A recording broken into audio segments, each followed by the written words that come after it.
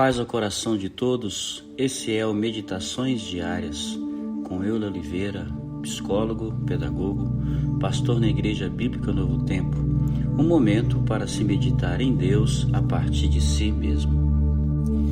O nosso podcast de hoje traz uma reflexão sobre o nosso comportamento frente às adversidades. Entendo que muitos de nós temos o receio de diminuir o poder de Deus quando refletimos na nossa capacidade frente às demandas da vida. Foi chamado de humanismo no século XIX o poder dado ao homem, uma mudança radical no teocentrismo da chamada Idade das Trevas, aquele tempo em que o poder todo era da igreja. Mas, no entanto, chama a atenção no texto para uma vida cheia de Deus a partir de uma relação tão profunda com Cristo que faça com que nos coloquemos em confiança natural diante das adversidades. Aliás, é o que demonstra o Cristo encarnado, o qual devemos imitar. Uma série de ideologias foi tirando o poder do homem de existir em excelência, para o qual foi criado. A palavra de Deus diz que fomos criados à imagem conforme a semelhança, e é sabido que o homem traz em si algo de Deus, que o diferencia das demais criações. A capacidade de se autogerir, de ter a partir de si mesmo condições de manifestar uma existência cada vez mais digna. Entendo que o que vou falar hoje pode causar certo espanto, e para alguns, beirar pela ideia de heresia, mas não posso me furtar da necessidade de provocar para crescimento da vida em Deus. Então vamos lá. Uma das primeiras atitudes ideológicas da sociedade é escolarizar, ou seja, ter em suas mãos a condição de escolarizar seus cidadãos, e isso para tê-los nas mãos. Incutir o que se quer na mentalidade para poder dominá-los. Por isso é que no Brasil não passou que a família pudesse cuidar do processo educacional de seus filhos, escolhendo o que quer para o ensino. Mesmo nessa pandemia, todo o processo educacional continuou nas mãos do governo, mandando para os pais o que seus filhos deveriam aprender.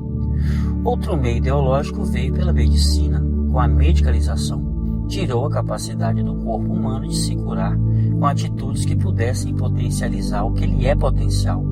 Tira-se o poder do corpo. Por exemplo, a febre não é o mal, mas o trabalho do corpo contra a infecção. Então, atacamos o trabalho do corpo com remédios e vamos até o médico para que ele resolva o problema com antibióticos. Não estou dizendo que os remédios não tenham sua importância. A questão é a medicalização. Tudo passa a ser de fora para dentro.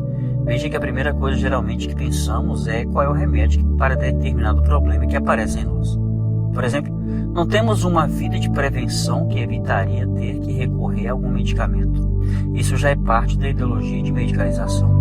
E aí chegamos à igrejalização, que tirou a capacidade do ser humano de ter sua própria vida com Deus, embora se fale muito nisso, centralizando tudo na instituição. Veja que é muito difícil algum ser humano ter essa vida própria hoje. Quando estamos doentes, nem pensamos de cara em nos acorrer a nós mesmos e nos levarmos ao Senhor. Corremos ao sacerdote, aos cultos, centralizamos em uma personalidade nossa fé, perdemos a crença de que todos somos sacerdotes e temos a mesma condição de nos achegarmos ao Senhor, mas esquecemos disso.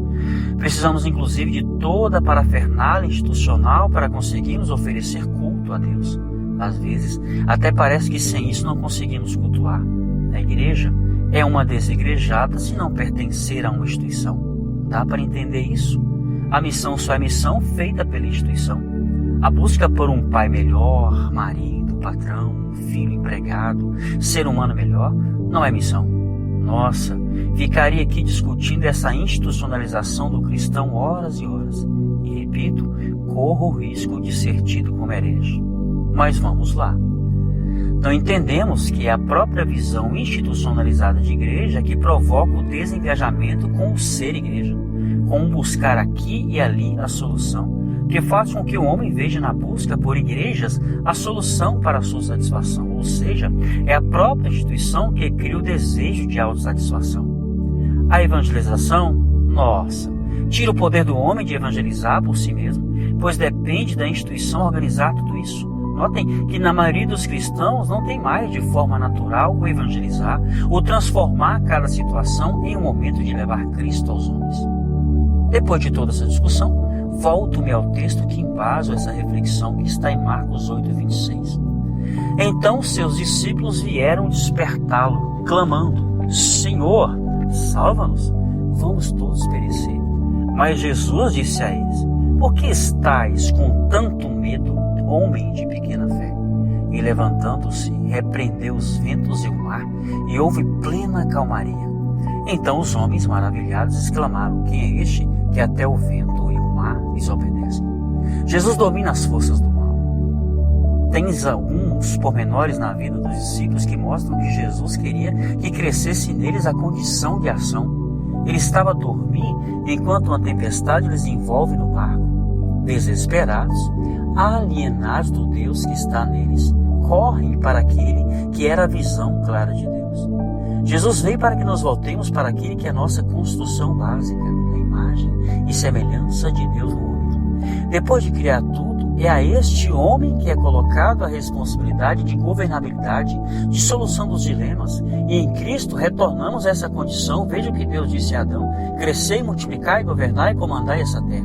Por isso que ele retorna ao Pai, para que o Consolador viesse, o Espírito Santo, a fim de que um espaço fosse aberto dentro de nós para a morada de Cristo na nossa interioridade, com o intuito de restaurar a nossa comunicação a partir daquilo que é inerente à nossa formação.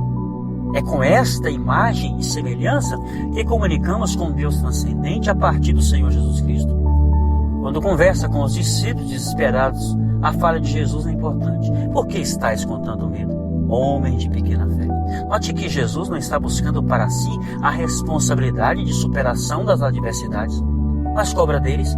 A fé é esse conhecimento do Deus que está em nós e de que em Cristo em nós temos condição de superar. Por que estáis com tanto medo?